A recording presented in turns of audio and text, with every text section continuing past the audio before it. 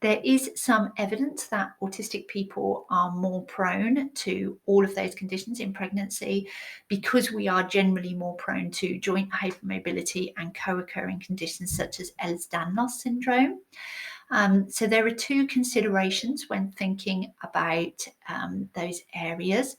The first one is pregnancy and maintaining your comfort as much as possible throughout pregnancy.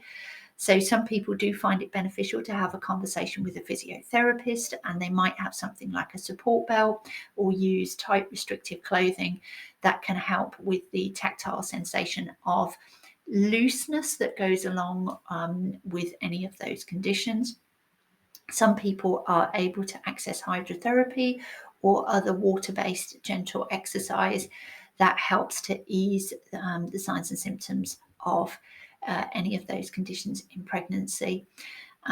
It can also be worth looking from 37 weeks onwards at using a TENS machine as a gentle low-lying level of pain relief that you can use safely day and night. And incorporating as much rest as you can. So if you are working, sitting where you would usually stand, and during your day-to-day routines at home, sitting as much as possible, and sitting on something like an exercise ball where you can frequently adjust your position and allow movement through the pelvic region, which can really ease up the symptoms of PGP, SPD and joint hypermobility. And then the other consideration is actually during birth.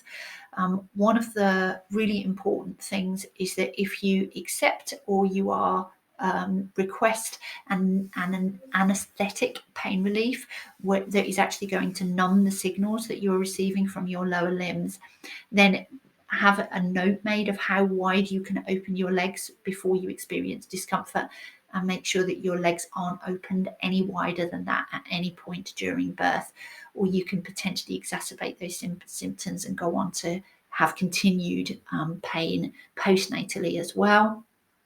And then being aware of the positions that you can birth in, because you may find the typical position of your legs being open quite wide really quite uncomfortable.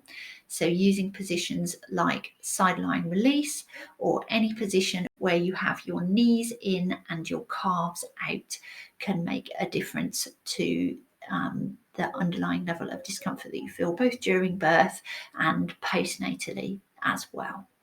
I hope you found this helpful. Thank you very much.